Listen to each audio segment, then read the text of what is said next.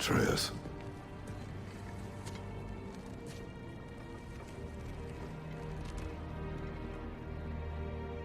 I am sorry.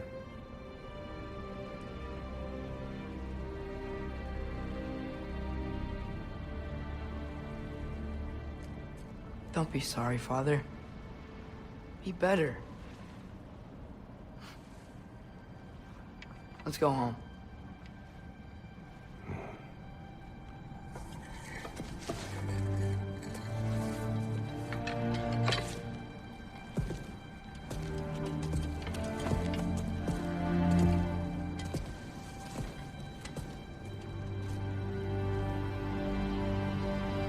Nothing is written that can't be unwritten. Remember? We shouldn't let prophecy define our choices. Then we will make our own destiny. What's going on, everybody? Welcome back to a special edition of Gaming with the Bros Cast. My name is Harrison. I am joined by my brother Nick. As always, Nick, how are you doing, buddy? Doing great, man. It's post Christmas at this point. You and I both have the week off. Yeah, I'm super excited to. That's the way to do it. I think going forward is the week after Christmas, because the week before is like I've always done that. And usually Christmas falls like on like a Friday, Saturday, or Sunday anyways. So you have Christmas and you get like a day or so to play with your new stuff recover and all that stuff. So yeah, having the week after I think is the way to go for me in the future. Good way to get over the post-Christmas blues. Yeah. The fatigue. Yeah. Kind of get back into the swing of things. Get your life together before the new year. Yep. Exactly. Highly recommend. Yep. Highly recommend. But we're not going to be doing the normal show like we normally do. We are going to be doing our God of War Ragnarok Spoilercast. So if you have not played, I imagine if you want to play God of War at this point, you've already played it.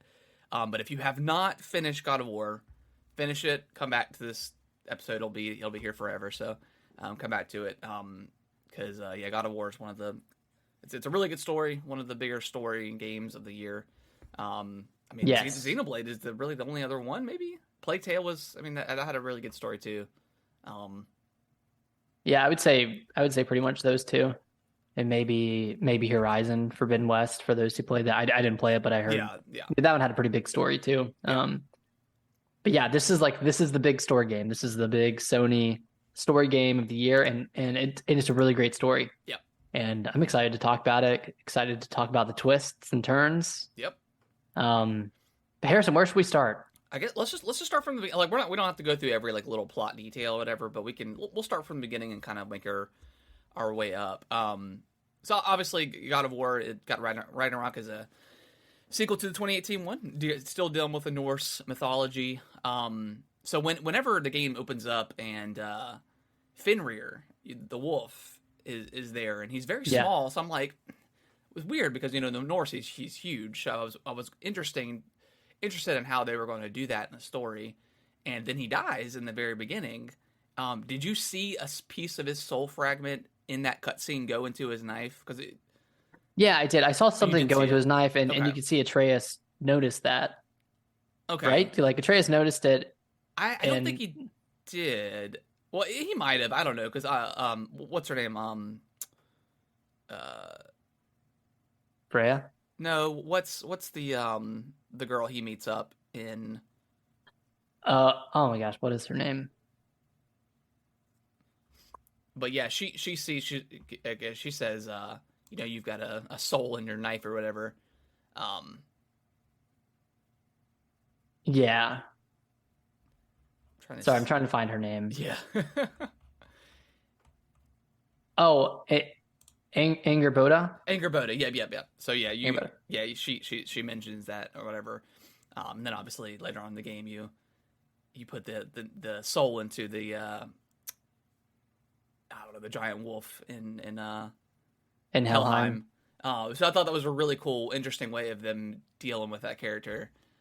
Maybe he didn't notice it because he was crying, but you do see like his soul leave, and you're like, what was that? What's going on? Yeah, I'm assuming, presumably, maybe he's not dead. Yeah. But yeah, that was kind of a super emotional moment right at the beginning. you know, with Henry dying, and you kind of get to see how far like their father-son relationship has come Yeah. since the last game, where there's like that little bit of consolence, a little bit of consoling from Kratos' side. Yeah. It's not all business Yeah. anymore, which is which is kind of cool to see. Yeah. Um, and then what happens after that? Atreus kind of sneaks out, right? Yeah, sneaks out, and you then I think it puts you back on Kratos, and then I guess that's really where you learn that he has like the shape shifting ability, right? Yeah, He's got like he he turned became into a the bear or something. Yeah, um, yeah, and kind of tears through the forest, kills another bear, and then you end up fighting the bear, which was like kind of a tough fight. Yeah, that was kind of a difficult fight for the beginning of the game. Yeah, and then Thor and Thor and Odin. Odin come like super quick. I did not expect Thor to be within like the first hour or so of the game. Like that was pretty.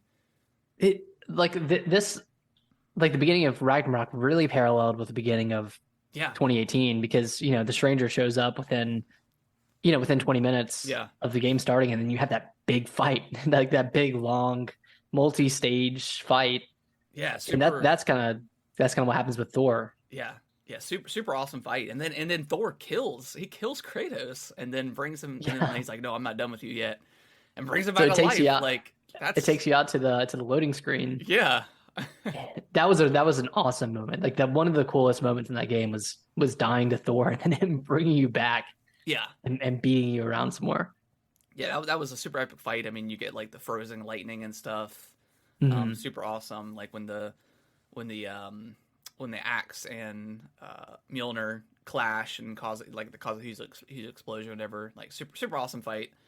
Yeah, I didn't put that together when you go back and you Yeah, see yeah. that frozen lightning bolt. I was like, where did that come from? And then I remembered that, of course, that huge fight with Thor and Yeah. caused it. Yeah, and then Thor's like, he's like, all right, you've done your blood oath, like you're good. And then you guys are kind of civil, Right. and then and then I thought Odin's character, like the guy that voiced him, was like perfect. Like he had like, because I guess like, and I think it's probably like the MCU effect is like you have like Odin as like a big, and I think Big brawny guy. in like the mythology, like Odin is kind of a bigger guy, or is Yeah, he always he is. okay? I mean, I'm just gonna refer to Marvel Snap. Like that character is huge. Yeah.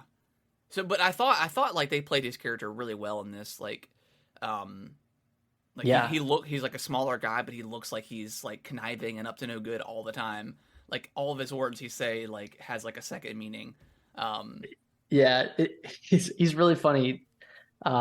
Alicia, my wife, she just thought there was like such a weird like juxtaposition between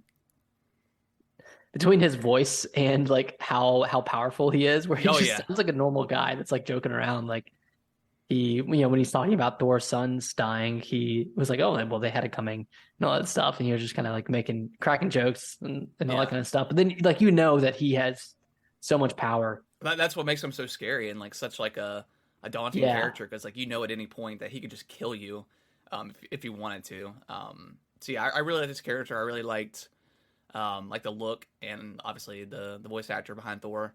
I Mhm. thought Thor was such a cool character. Yeah, just sorry.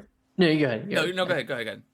Just a quick tangent, but I think those kind of villains are so cool. Like the ones that are like very nice to you almost, but Yeah. then at the drop of a hat, they'll they'll do something crazy to you. And it kind of reminds me of, and this might not be the best comparison, but it reminds me of Negan from Walking Dead. Like how he's like very civil and nice, and then at the drop of a hat, he'll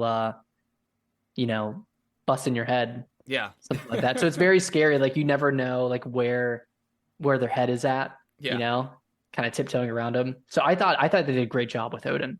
yeah, The great, yeah. I think great I villains. like, and I think that's what God of War has nailed it the best, is like all of their characters are all so good. Like, Yeah. everyone gets like fleshed out in like a really nice way. Like even like Mimir, like is just like he's just a talking head, but Hmm. he's almost like a second father to Atreus, and like literally a brother to Kratos, and Yeah, then learning all of his stuff, through the side missions and all the whenever you're on the boat and on the just dog hearing all the sled and stuff, just stories. hearing all his stories. Like it's always super interesting. And I haven't played Horizon, and I know a big issue with a lot of people was the fact that uh, The Aloy just never stops yeah, talking. And you can make a case for this game. I mean, there's a lot of talking in between the fighting, but it's always so interesting. Like all the backstories and stuff. Like when there was a moment of silence in the game, um, yeah, I was like, man, I kind of want to hear a Mimir story, But yeah, yeah. yeah, I just Or thought all the what? characters were really good. Or when you're talking to Mimir when you're on the boat and Yeah, you arrive at a location and they're like, okay, we'll pick this up later. yeah, You're like, oh, I kind of wanted to hear the rest of that story. yeah, yeah. Oh, brother. Oh, brother, we'll um, talk later. but yeah, I mean, I guess let's move on to. I mean, story wise, there's not much happens for a while, right? I mean, The seed, I guess, when Thor and Kratos are fighting, there's a conversation that occurs between Atreus and Odin, yeah, and there's a lot of alluding to what happened during that conversation. But the gist of it, right, is that Odin needs Atreus yep, to help him, and his goal, his overarching goal is to kind of like peer into the vast nothingness and find infinite knowledge and yeah. kind of like find out where they came from and what their purpose is. And unless I missed it, I didn't really understand why Odin needed Atreus, because all the missions you do with Thor is like you just take the mask and you use it. But does Atreus have the ability to make the mask glow and point him in the right direction? Is that what he needed him for? Because Yeah, I think and I might be wrong, but I think he kind of acted as a compass. okay, because I mean he, like, you were in the missions, like you pulled out the mask and it pointed you in the right direction, and Thor uses Mjolnir to destroy a barrier or whatever. So I'm assuming like his Yeah, his giant blood gave him that ability to use it as a compass, right? I mean that's the I only guess so. explanation that I have, because otherwise I'm like, why didn't Odin just warp to these areas and do it Do it himself? himself. Yeah, that part of the game, that part in general was kind of weird because it was like four or five missions where you kind of go off with either Thor or Thor's daughter, and you gotta Through find that piece, and you get yeah through, and then you warp back. And I get the point of it because it's building up like a connection between Odin and Atreus, but yeah, yeah, it's kind of a weird point in that game where you're like jumping between Kratos and Atreus, yeah, and they're yeah. like I in didn't, man, I completely didn't different mind. areas. I didn't really. 'Cause I thought playing as Atreus was fine. Like I Mhm. enjoyed his combat. Him whacking things with the bow is a little weird. Yeah. And then you get like that really cool sword, um, at the end too. Freyr's Hmm. sword, that you get to use as Atreus. That thing's pretty cool. Um, but yeah, I think playing as Atreus was fine. But yeah, that part, and maybe they explained it really well. But that's a part that I think I missed, was Why he needed him why in he the first needed place. Atreus like so much. But I guess if his giant blood gave him that ability, then that makes sense. Yeah. Um, But the next, like, I guess the next stop on the journey was like after you see Odin and Thor is um Atreus convinces you to go to Alfheim. Um no, it's not Alfheim. It's the place where you find Tyr. yeah, the prison, the like the dwarf prison. Yeah, I can't remember what area that's in. Yeah, The I can't remember either. Jotunheim? No, Jotunheim's the The Giants, right? That's the Giants' homeworld. Sh- oh, Schwartelheim, yeah, Schwartelheim. yep. Yeah. That's The the realm of the one. dwarves. Yep. Yeah, so you go there, That's the first area where you get on the boat and you kind kind of of free to explore. yeah, freedom to explore. But yeah, you find Tyr. Which did you see that twist coming? No, not at all. Yeah, man. And there's like apparently there's like because at the end of the game you can actually find Tyr like in the fallen prison when oh my gosh, what's the name of Odin's home? Oh, wait. Shoot. Starts with an N, right? Oh my gosh. Asgard. Asgard. When Jeez. Asgard falls, you can find that prison and find the real Tyr. Is he dead? No, he's alive. He's alive. Okay. Which Tyr is the Norse mythology's god of war. But yeah, you find Tyr and apparently there's like a dead dwarf that's in that prison that if you when you first get to like the dwarf homeland or whatever or that city, on one of those bridges that dwarf is standing there and that's Odin Oh, he's watching you. so there's little bits and pieces of like Odin appearing in the game.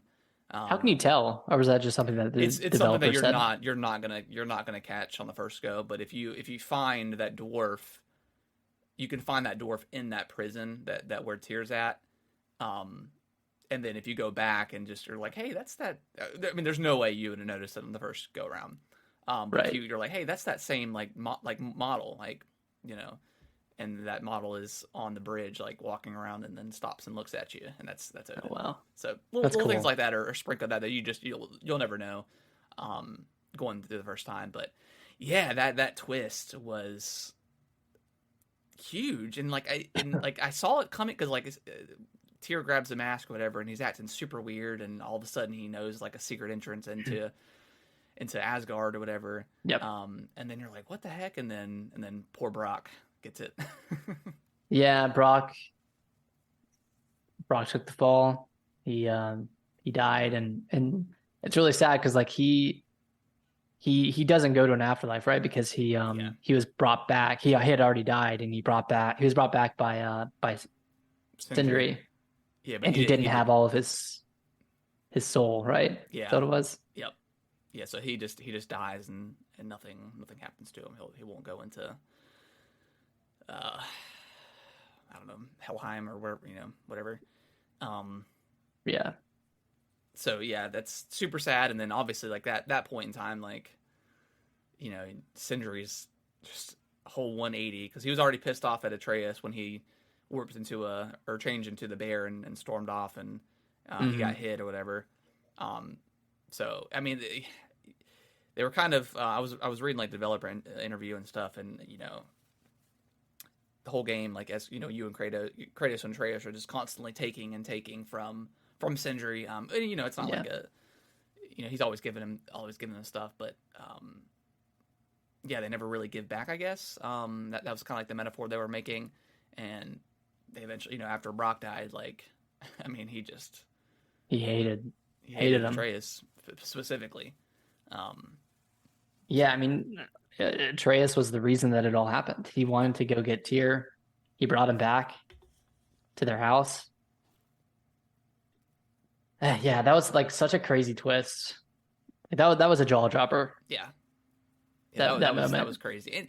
And the thing, I mean, and realistically, if you're looking, if Atreus wasn't so gung ho about finding out like his people and stuff, which you understand, like you want to know about the giants and all that stuff. Like if he just let it be, Ragnarok, Kratos would have never killed Heimdall, and Ragnarok would have never happened, and it would have just been fine. Now I'm sure Odin would have, done something to force Atreus' hand eventually, but so I guess it's hard to beat fate, but So why did the death of Heimdall start Ragnarok? Is that just what was prophesized? Well, because Heimdall has the flute or the horn, and when you blow it into that area in Midgard, it starts Ragnarok. Okay, so they intentionally started Ragnarok Yes, yeah, yep. as a way to kill Odin. Yeah, because I mean, I guess like after he killed Heimdall, like he could have not blown the horn, but at that point, they said, okay, yeah, Odin needs to die. We need to get um, all the worlds together and all the realms together and kill this guy. But I wonder what would have happened if they would have heeded Odin's request and just not gotten involved in everything. Like, what would Odin have realistically done? Would he have, figured out he would have gotten the infinite knowledge eventually, I guess, and then Well, and then I what? think, well, I think he needed like a giant's help, and that's why he needed Atreus. So yeah, I guess they could have stalled him, but I think eventually, like knowing Odin, he would have done something, whether it was to kill Kratos or somebody that Atreus cared for, that it would eventually force Atreus' hand to help him in some way. So I think it was inevitable. You know, setting aside setting aside like what was prophesized. I think it was eventually inevitable, and yeah. And I guess that was the kind of the theme of the game, is that sometimes prophecy is inevitable, but it doesn't mean that you can't change it. It doesn't mean that it's always set in stone. Yeah. Even if it may seem like everything is going to go exactly how it was prophesized. Yeah. Sometimes things are just going to happen. That's kind of the theme of the whole game. Like, we knew that Kratos was supposed to die. And that was like just like the lingering, like the whole game is like lingering with that notion that he was going to die, and obviously he doesn't. Maybe we're getting a little bit ahead of ourselves, but just the way, like, Kratos in the original three games, like he beat the Fates, like he beat them, and then he beats prophecy. So I think that's pretty much Kratos is unstoppable. Just an unstoppable force. And it's so funny because like both him and Atreus separately knew about the prophecy of him dying. Yeah. And that caused a big rift between Atreus and Kratos in the first place, is because Atreus didn't want Kratos to find out that he knew.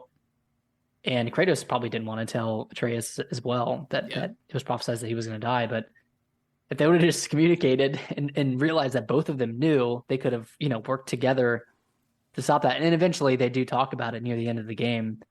But it's just one of those things where, like, it's like a classic, like, you both know, just let each other know that you know, and then you can talk it out, move on.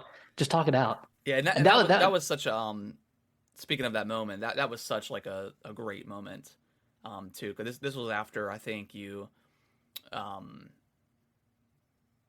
this was after you put the soul into the wolf. Yeah. Because that was the moment where like Atreus wanted to do it his way and it didn't work, and Kratos was like, no, like you got to be smart and think about this, like we've got to do it this way, and then no way works because the beast can't be killed, and then Atreus was like, let me try this, because this is after, trust me. Yeah, this was after Atreus and Angerboda put the soul into the snake, which I want to talk about that in a second. That was crazy. But yeah, that moment where that touching moment where Kratos is apologizing, and he goes back to the original game, and he's like, you got to, don't apologize, just be better. And then that was kind of like their promise to each other. Yeah, their reconciling moment. Yeah, and then it was kind of, with them, it was smooth sailing from there. Yep. But that was a really cool moment, and that was a really impactful conversation that they had about just doing it together and taking on fate together. Yep. That was really I kind of forgot about that, but that was a really big moment. Yep. And then I want to hear, and then to go on to the part right before you blow the horn, and start Ragnarok, is where they've got their separate tents, and Trace is like, yeah, this is awesome, I got my own separate tent, I'm a warrior, and then he still chooses to sleep in Kratos' tent. I thought that was an awesome moment too. But Yeah, you let's talk about the snake. What's the snake's name? Oh gosh.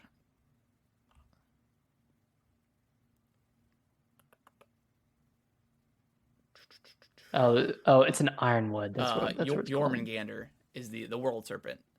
Um, so Yeah. I I don't know if you caught this, but whenever Jormungandr and Thor are fighting, and like Jormungandr like disappears. Apparently, Thor hit him so hard with Mjolnir that he was traveled back in time. I didn't realize that at all. Yeah. Wait, when did they fight? So the world serpent. So there, when Ragnarok is happening, and you go, through the portal or whatever, and start, and your guys are like on the outside wall. Once you get in there, you see them Oh, fighting, and yeah. then if you're paying attention, like you see Thor hit him, and he disappears. So the world serpent that's in the 2018 God of War, that's like swimming around or whatever, is that world serpent That went back in time. that went back in time, and that's why he and it's mentioned in 2018, which I always really appreciate when writers have like a full story, written out, across like whatever how many games, so they can do stuff like this. But yeah, that's the world serpent that got knocked back in time, because in 2018 God of War, they say when they're, I think Mimir's telling the history of the serpent, they're like, yeah, no one knows where it came from. It just appeared all of a sudden, and that's why Oh. he in the game he recognizes Atreus. So it's a weird like paradoxy, time warpy kind of thing. But yeah, that was really cool. Interesting. Dang, that's cool. Yeah. Huh. But so yeah, that was really cool. And then I don't know, is there another part of the game you want to talk about? Yeah, I guess we jumped ahead, but Yeah. yeah, I mean it's gonna happen. The one part I did wanted to talk about was Ironwood, Okay. because that was a mixed area for a lot of people. Some people loved it, some people hated it. I thought it was a good point in the story. It gave a lot of exposition around, Atreus's fate and understanding the giants and everything. I thought the really cool part was when you go into what's her name? Angerboda's grandma's house, Yeah. Yep. who's a giant, and Groa. it's that like it's that moment where you're like creeping around and you're seeing all this, like all of these giant items, these ginormous items, and you know that like it's at some point you're gonna see her, and then you put the soul back in that snake. Yeah. I can't remember whose soul that was, but It was I don't remember the giant's name, but it was a giant that fought for before. And that's and why, died. yeah, and got killed, or I don't think he got killed, but he lost, or something like that. So that's why he's Okay. got that beef with with Thor, and that's why they were fighting so hard. Okay. But yeah, But yeah, then you eventually run into her grandmother yeah, and have that battle. I thought that was a really cool fight. yeah. It was like very like one of a kind, like Mhm. fight in that game. It was really cool. Yeah, super cool fight. Yeah, definitely a standout moment of Ironwood was that fight, and then from there, like, yeah, you leave and you have all that knowledge, and then like you have Kratos and Freya, them kind of reconciling and helping out Freya's brother. Yeah. There's Full on all yeah. that stuff, and do you remember what that area was called? Was that Nilfheim? Yeah, it might have been Nilfheim. I can't remember. The realms kind of blur for me sometimes. Or Vanaheim? It was Vanaheim. Vanaheim, yeah. You help Freya break the curse. Yep. That allows her to travel between realms. Yep. And that's kind of like your reconciling moment with Freya. And then yeah, there's one cool moment that I can't remember if it's at the end of the mission with Angerboda, but you eventually Atreus gives the marbles back to her and says that she should be the one that guards over the giants. Because I think she was upset by the end of that mission because her part in the story was over according to the prophecy. So that was kind of that was a bit of foreshadowing, I think, towards Kratos not dying, because it's prophesized that way, but you can kind of rewrite your own history. You can choose to do something different. You don't have to just mellow away in your realm or whatever. You can do other things and then forge your own path. Yeah, forge your own path, and that's what she does, which I thought was a really cool moment in the story too.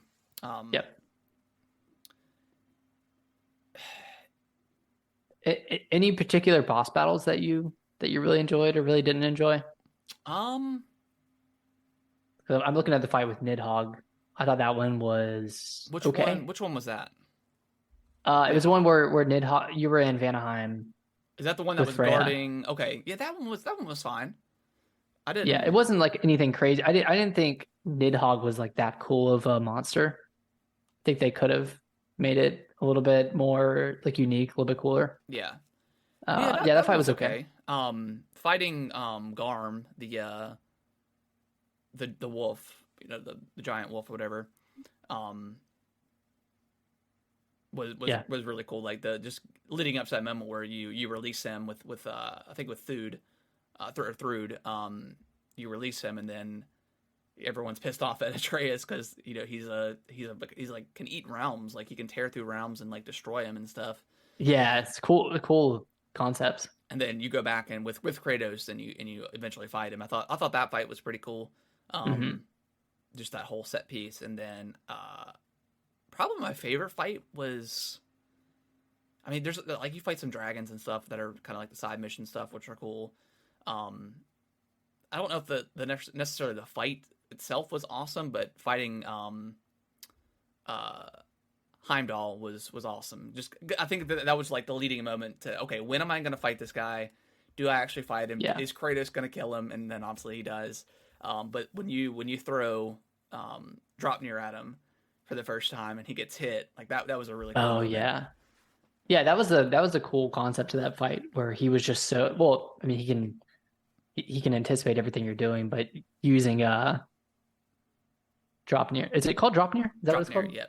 Draupnir, yeah. Using Draupnir on him was a really cool moment. That was a great fight. I thought that was really well thought out, and really played into the powers of Heimdall.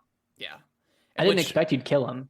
Yeah, I didn't think you. I mean, I thought that he might, but it could have gone either way. But yeah, once he said he was going to kill Atreus, Kratos, that rage, and even Mimir in the background was like, "Don't do it, brother, don't do it." And he's like, "No, I got to do it." And yeah, do it. I'm doing it. But to go back to Draupnir real quick, I thought, because I think we already knew he was going to get another weapon at some point. Yeah. And I thought it was really cool, like going with Brock, whatever. Or it was it was Brock. Yeah. And then like that realization that this was like Kratos's kind of true weapon. Like this is like, the axes or the blades was given to him. The axe was given to him by his wife, but this is like his first like, weapon that he had made specifically for him. Which was really cool. And and it's he's from Sparta and like they use spears, so it's kind of perfect. And then getting Brock's blessing as a blacksmith was awesome. So yeah, Draupnir is super cool. I didn't like love it as a weapon necessarily. Like I didn't use it a ton. Yeah, I did. Yeah. But it was still a really cool weapon in like theory. Yeah, in concept, it was a cool weapon. Yeah. Did Brock know at that point that he had died? Yes, I think at that point he knew. He knew. Okay. He knew that Sindri had brought him back, and I don't think they ever have that conversation, do they? I don't think so. I think kind of pretty soon after that he dies. Yeah. Any other big moments? I guess all of the flashbacks to Kratos' conversations and moments with Faye. Yeah, those are good. Those were good. It was kind of cool to see them as a as a couple, and Yeah. that Kratos was still a broody, quiet Yeah. man even before Atreus came along. Um, but yeah, like not too much important information came from that. It was really just it added to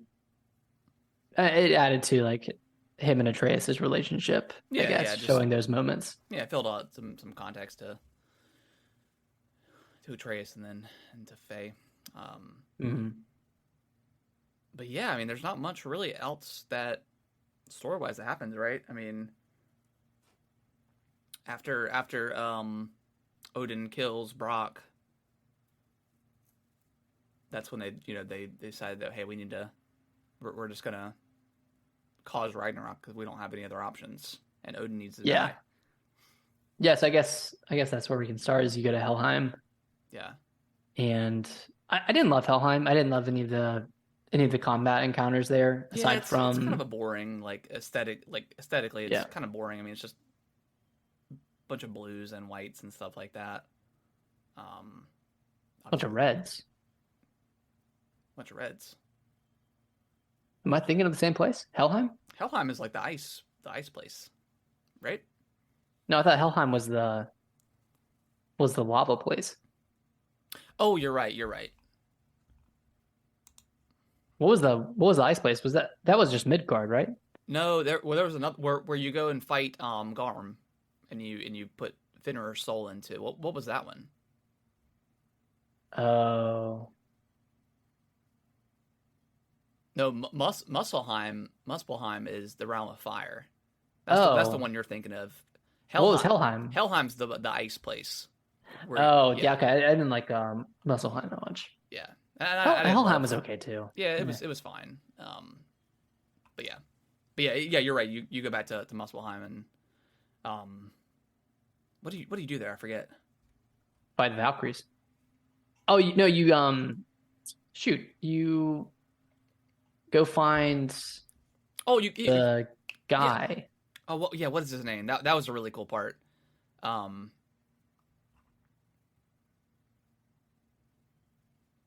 oh gosh, what is his name?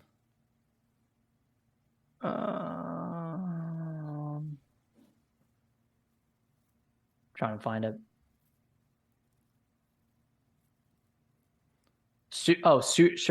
Suitor. Oh, okay, Surtur. Yep. Okay, So yeah, okay, yeah, he's a fire giant, Fire and Giant. you go Yep. find him, and he, what did he do? He like merged with his love. He merged with his wife. Like he Yeah, stabbed you him in have the heart, and then yeah that's the prophecy or whatever, and he refused to do it. But he gave you an option of, I guess if you he took his axe or whatever and stabbed him or hit him, just the it would blades. trigger it would trigger Ragnarok.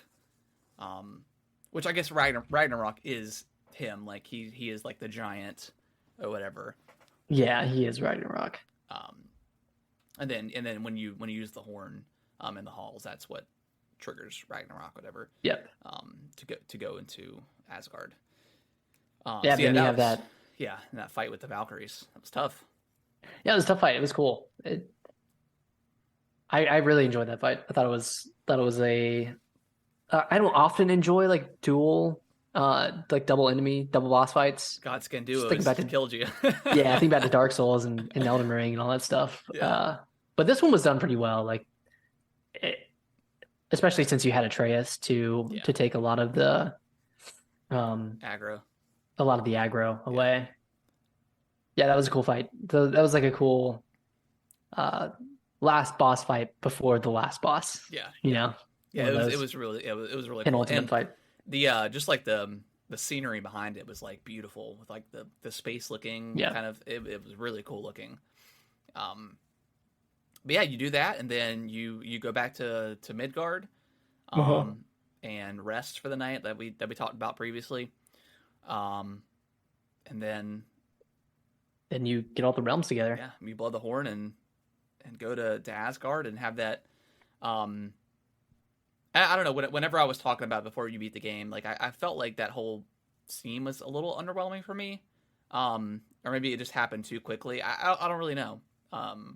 The scene of all the realms coming together, or that point where you're outside of. I guess just like the whole fight in general. Like I expected it to be Yeah. more like grandiose than it was, but I don't know. I don't know. I guess I expected like to ride. I don't know why. Like ride on Freaking dragon or the something. snake or something or play as Yeah, I don't know. because there's a lot of cool stuff going on around you, but it's just you going through like A very small linear, areas of Asgard. Yeah, very linear areas of Asgard, and doing the same thing that you've been doing the whole game of just Yeah, I think fighting that a might have group been of my enemies. issue. Is like you're just fighting the same like Hellwalkers again. Yeah, But then So- but eventually you do fight Thor. I thought that was a really cool.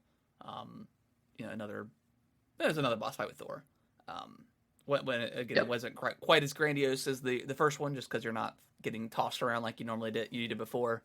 But then yeah, Odin warps in and freaking kills Thor, and I was like, no, because like Thor has they like just they just had like their their father moment. yeah You know, Thor was going to turn around and Kratos was like Thor was like, we can't change. He's like, you can just be better, and he's like, I'm going to be better, and like because before like the whole game is showing that hey Thor's an alcoholic and whatever blah blah not the greatest dad in the world, but you can tell that he's got good in him if he just gets away from Odin and isn't being manipulated by him. And then and then him and Kratos had that moment, and then Odin appears and freaking stabs him. I'm like, I know. what the heck, man? Like, I loved Thor. I loved him as a character. I don't know. I would love to play a spin-off game as Thor. I think that'd be really cool. yeah, But not gonna happen because he's dead. yeah, yeah. And Unfortunately. he like disappears. So I don't know.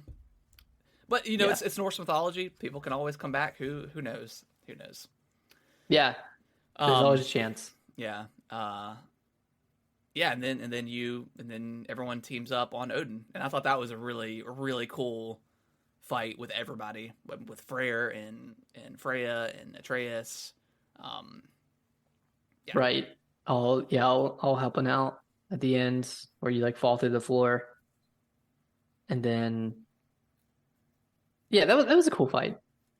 I thought that was pretty well done. But last boss fights are always hard. Yeah. It's always hard to nail it down whether you choose to go too big and it becomes easy and more scripted, or you choose to have something more grounded like this fight. Yeah. And it's still like pretty challenging, but just not as grandiose. And I think that was the theme for the entire last segment of the game. Is it just wasn't as grandiose as they kind of hyped it up to be. Yeah. But I thought the last boss fight with Odin was pretty good. Yeah. I enjoyed it. I couldn't remember. Did Freyr, did he die?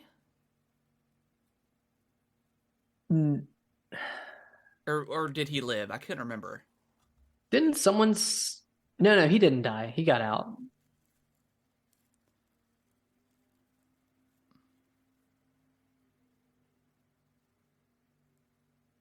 I don't know how involved he was in the last fight. Freyr? I think he was there.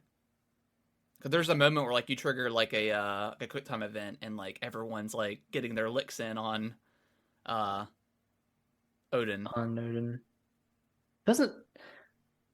Didn't someone stay behind and help them get out, or did someone push them all out and then come right behind him? I can't remember. Well, I think that was I think Freyr pushed him and said he's gonna hold the explosion or whatever as they warped out, but I can't remember if he Came out. I feel like he lived, but maybe he did die.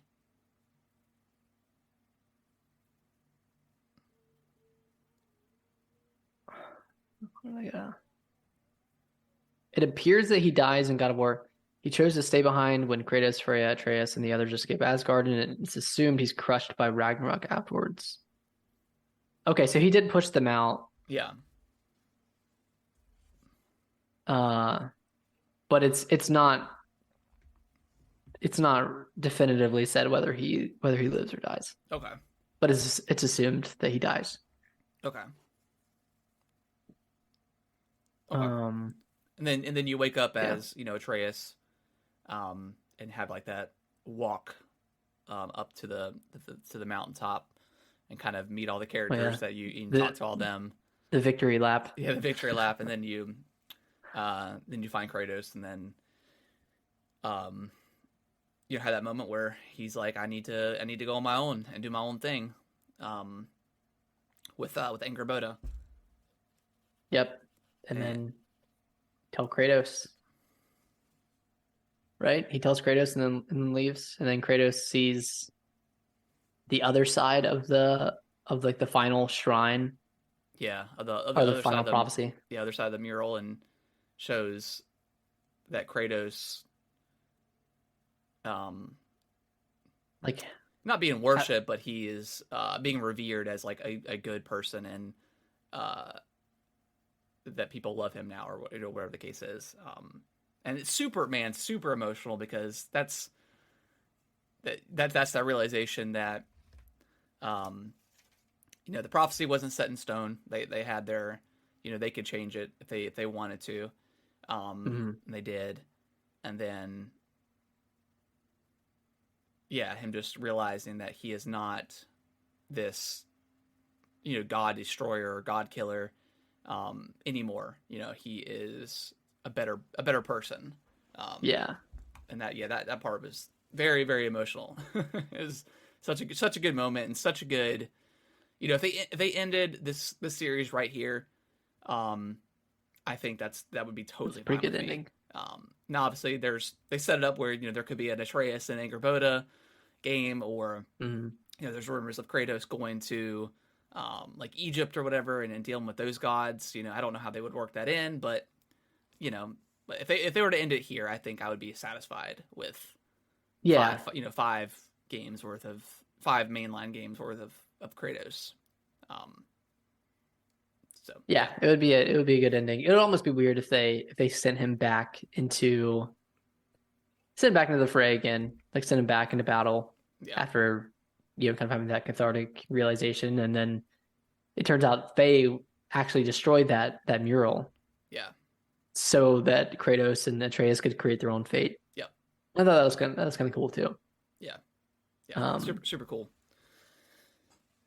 And then Mimir and Freya Freya teams up with Kratos at the end, and then that's when you can go back and finish up side missions, and there's some other stuff you can do. Go find the fallen Aesir and kill them, like the remnants of Asgard. Yeah. And that's when you can go to the prison and find Tyr. But yeah, I thought the story was really well done. Again, it's one of those stories that the writers knew what they wanted to do in advance. I think like they had like a plan all along, and you can really see that within these games. So yeah, I thought it was a really, really great story. Yeah, and I'm glad they did 2 games instead of 3. Even though Ragnarok was significantly longer than the first one, I think just having a second and third game wouldn't have been as impactful. Yeah. And it would in a trilogy, the second movie or the second game is always a tough one because it's just build up. And if that would have been just the first half of the game, it would have been pretty underwhelming. Yeah. But because you knew that it was building up to something huge, it made everything more worthwhile. Yeah. It made everything more impactful. So I'm really glad they did just 2 games in this saga instead of making it a trilogy. Yeah, and that's what the developer said too. They said that they didn't want 3 games over a span of like 10 plus years to get this story out. They wanted to tell it within 2 games, and I thought they did a really, really well job. Good job with that. Yeah. And quite frankly, like as much as I love playing God of War, I don't know if I want 3 games of doing the exact same thing more or less. I mean, Yep. having these little hub areas that you can explore around in. Like I don't want to do that 3 times. And we've already had that conversation about PlayStation games in general, with their sequels and how they kind of handle those. God, because I did do a TikTok. I don't know if you saw it, but they announced that they're gonna have like New Game Plus or whatever coming next year, and I'm like, people got kind of mad, like really mad about the things I had said, and I just said that PlayStation's kind of gotten formulaic. Like after they release a game, they do the photo mode, which I don't know why they never just include it in the game in the first place, but they release it gives like it more press. People and sharing then a month pictures later, and then New Game Plus comes, after that, and people were like, and I'm just like, I don't want to play a 40-hour game again in New Game especially Plus. a 40-hour story-based game like that, where you're and following the same story. Someone got mad because I mentioned Elden Ring, and they were like, well, that's a really long game. I'm like, yeah, the first time you play it, but the second time you can beat it within like a few hours. Yeah, I mean, that's what we did. We played through it a few more times and beat it within 5 hours. And then someone was like, why did you mention Resident Evil? Like that's not New Game Plus at all. I'm like, Resident Evil invented New Game Plus. Like, what are you talking about? Yeah. Oh my god, Resident Evil was like one of the first games that had like carryover progress and things that you could do after you beat the game, like a storefront that you could buy like new weapons at. Like that's the definition of New Game Plus right there, is being able to earn credits that you can use on cool stuff and then blast your way through another playthrough. Yeah. So I don't know. It's very hard to have conversations about anything PlayStation, but I digress. I mean, I understand that some people will want to go through, but I'm not interested in playing a game again that's going to take just as long as it did the first time. Because it's a story-based game, so you have to go through all the story. You have to go through all the slow walking areas and stuff like that. And I'm not down like if someone wants to do that again, awesome. It's just an option. Yeah, it's just not for me. But yeah, I think the entire story of Kratos going back from like the original games, getting that knowledge of how angry he was, and then playing these two, and just that arc that he has is really cool. Seeing him and seeing that, like you mentioned with Faye, like he was still kind of brooding, non-talkative, and it's really Atreus that kind of brings that changes him. Yeah, changes him and brings that. I don't know, gives him more of a personality, which is cool. But yeah, I'm excited for the TV show that we mentioned before. It's going to be weird. I'm very interested to see how they're going to do it with not having not the Norse mythology, what was that? Oh, the Greek mythology. I'm sure they'll do flashbacks or something to get that story. But yeah, very interested in how they do that. But Nick, final thoughts on God of War? One more thing. Okay. I feel like and this is spoilers to the end of The Last of Us Part 2, so if you haven't played that, okay, pause it. But I feel like there's a lot of parallel between the end of this game and the end of Last of Us Part 2, because it's kind of setting up not a spin-off game of sorts, but it's setting up a third game played from someone else's perspective, where you're in the third game you play as Atreus and Angerdoba, and in Last of Us Part 2 you would play as oh my gosh, what's her name? The other girl. You play as her and her friend, doing another journey. So it's, I don't know, maybe we'll see like similar spin-off type games for both of those franchises, where you're in it from a different perspective as you normally are. I definitely don't think we're done with God of War. We'll see it come back in some other way, whether you'll probably be playing as Atreus most of the time. I think you're right about that. But yeah, I think Ragnarok was amazing. I think it lived up to its expectations of what it was doing. Definitely the story. Again, we mentioned the combat gets a little bit long in the tooth towards the end. I mean, it's a really long game. So hopefully, if we do get another game, they change up that style, maybe the combat a little bit, and maybe just the flow of the game. I don't know. They'll probably just stick with the hub thing, the open hub thing. But Hopefully they change it up enough. Yeah, but I'll play it either way. I think Santa Monica is top tier right now. Yeah, with their definitely. games. So, all right. Well, we appreciate everyone that's listened. This was definitely our longest spoiler cast ever, which I figured it would be because it's a huge game and lots of awesome moments. And we will be back. Next Monday, Nick, or you want to wait? Yeah, I would say Monday or Tuesday. Okay. Yeah, we'll be back with our regular